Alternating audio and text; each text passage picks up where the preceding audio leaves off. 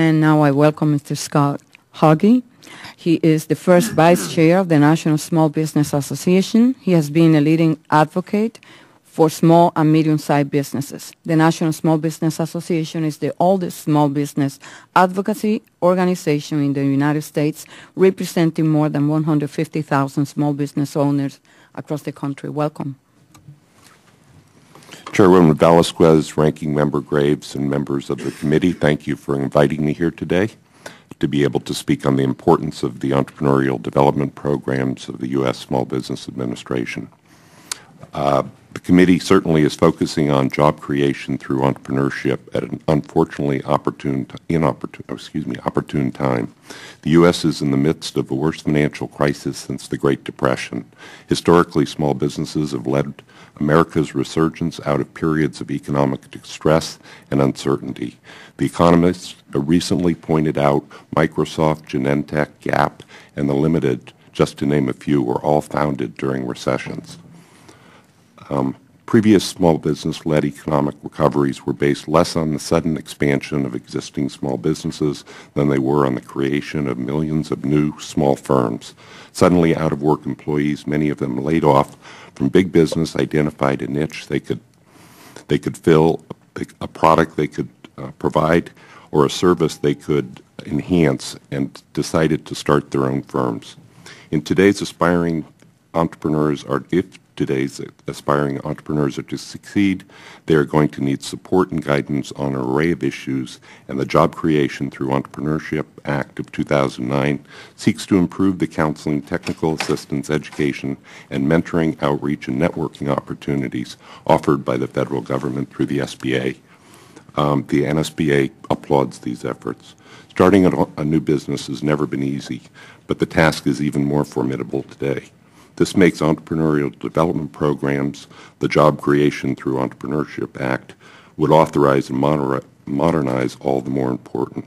With America's entrepreneurs existent and expiring, suffering through a crippling credit crunch, programs that provide information and technical assistance on the acquisition of capital have never been more important.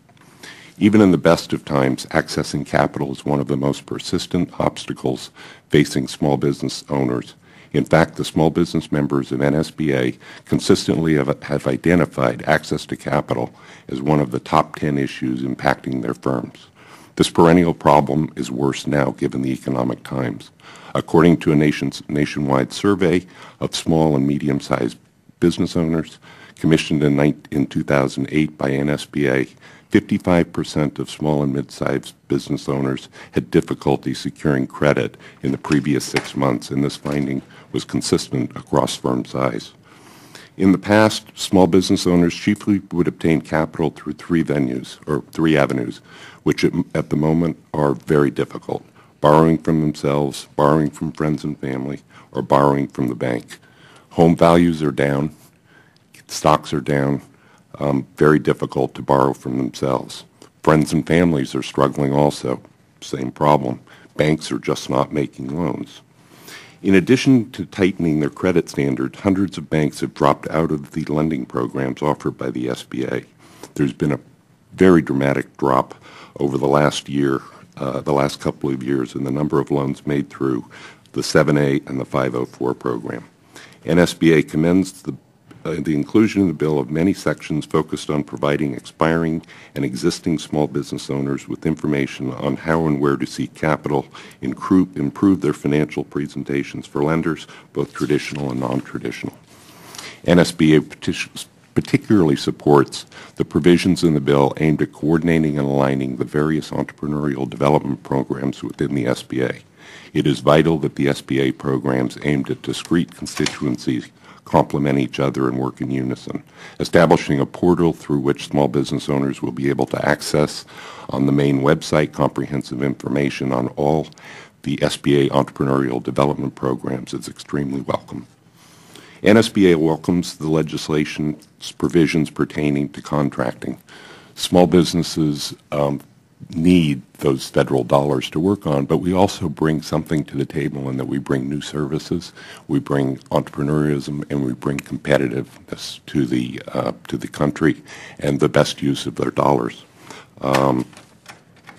Access to capital is always important, but right now is very important, and we think it's clear that the job creation through Entrepreneurship Acts is going to be of great benefit to small businesses. Finally, I would like to touch on a provision in the bill that is close to my heart, specifically the creation of a Green Entrepreneurs Program.